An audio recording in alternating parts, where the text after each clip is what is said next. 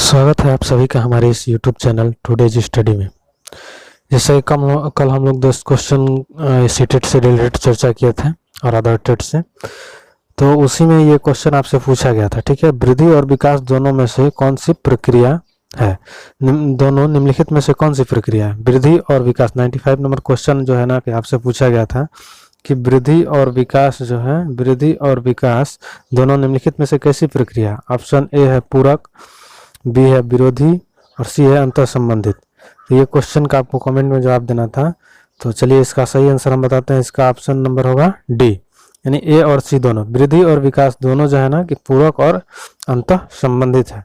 ठीक है, चलिए तो नेक्स्ट क्वेश्चन की तरफ हम लोग बढ़ते हैं। हाँ, एक बात है, अभी तक आप अगर सीटेट 2020 तैयारी कर रहे हैं या कोई भी टेट एग्जाम की तैयारी कर रहे हैं, आप अभी तक हमारे चैनल पर नए हैं तो जल्द से जल्द सब्सक्राइब करें और दोस्तों तक शेयर करें। ठीक है, देखते हैं हम लोग 96 नंबर क्वेश्चन।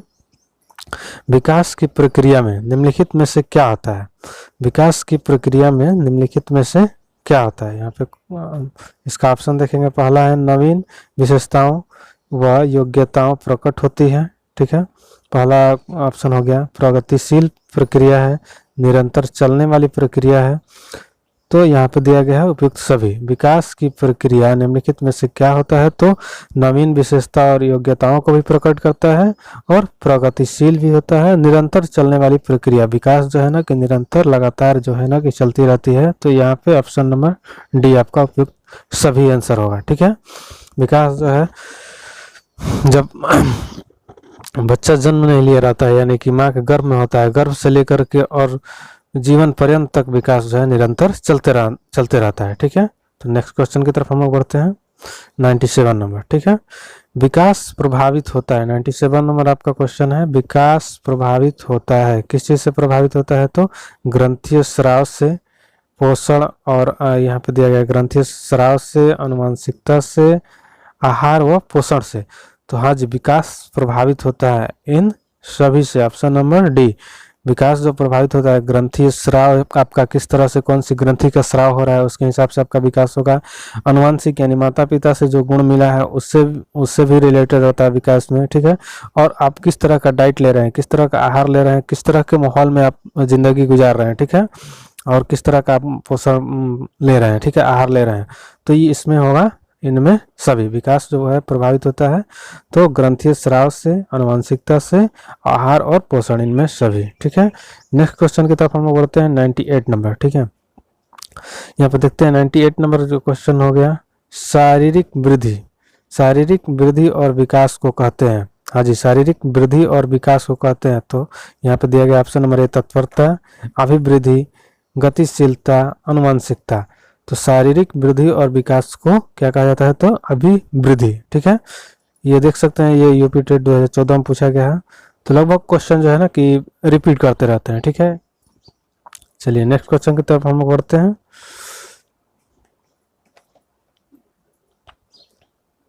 नेक्स्ट क्वेश्चन हो गया 99 नंबर आपका, मानव विकास है। मानव का जो विकास होता है वो क्या है? यहाँ ये सीटेट मतलब पूछा गया है ये 2014 में। ठीक है, मानव का विकास क्या है? तो गुणात्मक होता है, कुछ समय कुछ सीमा तक मापनीय है। यहाँ पे दिया गया है मात्रात्मक और गुणात्मक दोनों होता है कि मात्रात्मक होता है। ठीक है, तो मानव का विकास जो है ना कि मात्रात्मक और गुणात्मक दोनों होता है। ह्यूमन डेवलपमेंट जो है ना कि मात्रात्मक और गुणात्मक, यानी क्वालिटी भी होता है उसमें, और ठीक है, मात्रात्मक और गुणात्मक दोनों होता है। मानव का विकास जो है मात्रात्मक और गुणात्मक दोनों होता है। ठीक है, नेक्स्ट क्वेश्चन की तरफ हम बढ़ते हैं। विकास शुरू होता है, विकास कहाँ से शुरू होता है? ये सारे देख रहे हैं, सीटेट प्रीवियस ईयर क्वेश्चन है, तो सेम टू सेम कई बार ये रिपीट कर जाते हैं। ठीक है, ये इम्पोर्टेंट है। विकास शुरू होता है कहाँ से शुरू होता है? तो उत्तर बाल्यावस्था से, प्रसव पूर्व अवस्था से, शैशवावस्था से और पूर्व बाल्यावस्था से। तो तो आप बताएंगे विकास शुरू होता है कहाँ से शुरू होता है, तो विकास जो है ना कि प्रसव पूर्व अवस्था से यानी कि माँ के गर्भ से ही विकास शुरू हो जाता है, ठीक है, जो कि निरंतर चलते रहता है। ये कब तक चलता है, जब तक कि व्यक्ति की मृत्यु नहीं होती, यानी जीवन पर्यंत ये चलता रहता है विकास, ठीक है। जबकि वृद्धि एक निश्चित सीमा तक जाकर रुक जाती है, लेकिन विकास जो है कि प्रसव पूर्व अवस्था से जीवन पर्यंत चलता रहता है, निरंतर गति करता रहता है, ठीक है। नेक्स्ट क्वेश्चन की तरफ हम बढ़ते हैं। 101 नंबर, अवधारणाओं का विकास। अवधारणाओं का विकास मुख्य रूप से, अवधारणाओं का विकास मुख्य रूप से का हिस्सा है, किस चीज का हिस्सा है, अवधारणाओं का विकास, ठीक है। तो यहाँ पे दिया गया है पहला ऑप्शन आपको शारीरिक विकास, दूसरा सामाजिक विकास, तीसरा संवेगात्मक विकास और चौथा ऑप्शन है आपको बौद्धिक विकास। ये भी पूछा गया आपको सीटेट 11 में, ठीक है, यानी कि 2011 में।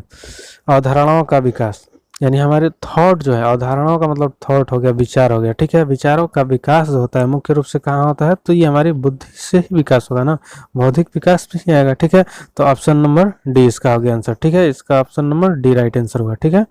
अवधारणाओं का विकास मुख्य रूप से बौद्धिक विकास का हिस्सा है। चलिए नेक्स्ट क्वेश्चन की तरफ हम लोग बढ़ते हैं। बालक का प्रारंभिक विकास, बालक का प्रारंभिक विकास यहाँ पे दिया गया, बालक का प्रारंभिक विकास मुख्यतः किस चीज पर निर्भर होता है, यह एमपीटेट 2011 में पूछा गया है, ठीक है। बालक का प्रारंभिक विकास मुख्यतः किस पर निर्भर है, ठीक है। तो यहाँ पे ऑप्शन दिया गया है, पहला आपको माता पिता, दूसरा आपको दिया गया है वातावरण यानी परिवेश, और सी नंबर ऑप्शन दिया गया है यहाँ पे विद्यालय का वातावरण, और डी नंबर आपको समाज। तो इनमें से बताना है आपको बालक का प्रारंभिक विकास मुख्यतः किस पर निर्भर होता है, तो यहाँ पे ऑप्शन नंबर इसका ए होगा, ठीक है, ऑप्शन नंबर ए यानी कि माता और पिता। मुख्य रूप से बालक का प्रारंभिक विकास वही से शुरू होता है, माता से ही, ठीक है, माता और पिता से ही, ठीक है। चलिए नेक्स्ट क्वेश्चन की तरफ हम बढ़ते हैं। 103 नंबर यहाँ पे दिया गया है, किस मनोवैज्ञानिक के अनुसार, किस मनोवैज्ञानिक के अनुसार विकास, किस मनोवैज्ञानिक के अनुसार विकास एक सतत और धीमी प्रक्रिया है।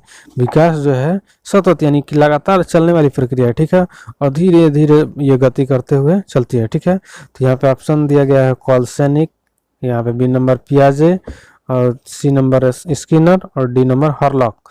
इनमें से बताना है कि विकास जो है एक सतत और धीमी प्रक्रिया है, ठीक है। तो ये किस मनोवैज्ञानिक का है, तो ये स्किनर साहब ने दिया हुआ है, ठीक है। विकास जो है कि सतत और धीमी प्रक्रिया यानी कि लगातार चलने वाली है, निरंतर धीमी गति से चलती रहती है, स्किनर। तो स्किनर से संबंधित आपको बता दें कि इन्होंने जो है कि चूहे पर प्रयोग किया था। तो इसको याद रखने की एक ट्रिक है, जैसे स्क्रीन, मान लीजिए हम लोग कंप्यूटर चलाते हैं, लैपटॉप चलाते हैं, तो उसमें माउस लगाते हैं, ठीक है, माउस का यूज करते हैं ना, तो ये कंप्यूटर पे किस चीज़ में हम लोग देखते हैं, स्क्रीन पे उसको देखते हैं, ठीक है। तो उससे रिलेटेड इसको जोड़ देंगे, तो स्किनर जो है ना कि माउस मतलब चूहा, ठीक है, तो चूहे पर प्रयोग किया है स्किनर ने। इस तरह से थॉर्नडाइक बिल्ली पे, ठीक है, पावलोव जो है कुत्ते पे प्रयोग किया है। तो हम लोग देसी लॉजिकल बना करके इसको याद करते हैं कि स्किनर है तो स्किन से माउस रहता है, तो माउस मतलब चूहा, ठीक है। नेक्स्ट क्वेश्चन की तरफ हम बढ़ते हैं। यहाँ पे दिया गया विकास में वृद्धि से तात्पर्य है, विकास में वृद्धि से तात्पर्य है, क्या तात्पर्य है, तो यहाँ पे दिया गया ज्ञान में वृद्धि, संवेग में वृद्धि, वजन में वृद्धि, और 4 नंबर ऑप्शन दिया गया आकार, सोच, समझ, कौशलों में वृद्धि। हाँ जी, विकास में वृद्धि से तात्पर्य है, ये भी छत्तीसगढ़ टेट 2011 में पूछा गया क्वेश्चन, ठीक है। तो विकास में वृद्धि से तात्पर्य क्या है, तो आकार, सोच, समझ, कौशलों में वृद्धि से है, ठीक है। विकास में वृद्धि से तात्पर्य है आकार, सोच और समझ, कौशलों में वृद्धि, ठीक है। नेक्स्ट क्वेश्चन की तरफ हम लोग बढ़ते हैं। बालक का विकास परिणाम है, किस चीज का परिणाम है, बालक का विकास किस चीज का परिणाम है, ठीक है। ये भी छत्तीसगढ़ टेट 2011 में आपको पूछा गया है, ठीक है। यहाँ पे ऑप्शन नंबर ए हो गया वंशानुक्रम, और बी नंबर ऑप्शन हो गया वातावरण, सी नंबर आपका हो गया वंशानुक्रम और वातावरण की अंतः प्रक्रिया, और डी नंबर हो गया आर्थिक कारकों का, ठीक है। तो बालक का विकास जो है किस चीज का परिणाम है, तो यहाँ पे ऑप्शन नंबर सी आपका होगा, ठीक है, वंशानुक्रम और वातावरण की अंतः प्रक्रिया, ठीक है। दोनों मिल करके वंशानुक्रम माता पिता से कैसे मिला और वातावरण से किस तरह से मिल रहा है, तो उस पर विकास जो है ना कि निर्भर करता है, ठीक है। चलिए यहाँ पे 10 क्वेश्चन हम लोग कंप्लीट हुआ। नेक्स्ट क्वेश्चन जो है आप लोगों से पूछा जा रहा है, ठीक है। ये क्वेश्चन आपको कमेंट बॉक्स में जवाब देना है, ठीक है इसका, और अगले दिन इसका सॉल्यूशन कराया जाएगा, ठीक है। 106 नंबर, शारीरिक विकास को प्रभावित करने वाला कारक कौन सा है? शारीरिक विकास को प्रभावित करने वाला कारक कौन सा है? ऑप्शन नंबर ए आपको वंशानुक्रम हो गया, बी हो गया वातावरण, सी हो गया खेल तथा व्यायाम, और डी हो गया आपको ये सभी। तो इनमें से आपको कमेंट करके जवाब देना है कि 106 नंबर जो शारीरिक विकास को प्रभावित करने वाले कारक कौन से हैं। तो ऑप्शन लिख सकते हैं आप, वंशानुक्रम, बी नंबर हो गया वातावरण, और सी नंबर खेल तथा व्यायाम, और डी ये सभी। तो आपको इसका आंसर कल बताया जाएगा, ठीक है, नेक्स्ट वीडियो में बताया जाएगा। फिलहाल के लिए धन्यवाद। और अभी तक आप नए हैं तो इस चैनल को सब्सक्राइब करें और अपने दोस्तों तक शेयर करें जो लोग सीटेट 2020 की तैयारी कर रहे हैं या कोई भी टीचिंग एग्जाम की तैयारी कर रहे हैं। इस चैनल पे बहुत जल्द ही शिक्षा शास्त्र से जैसे ईवीएस पेडागोजी, मैथ पेडागोजी और ईवीएस से मतलब सीटेट से पूरे रिलेटेड टॉपिक आने वाले हैं। फिलहाल के लिए इतना ही, धन्यवाद।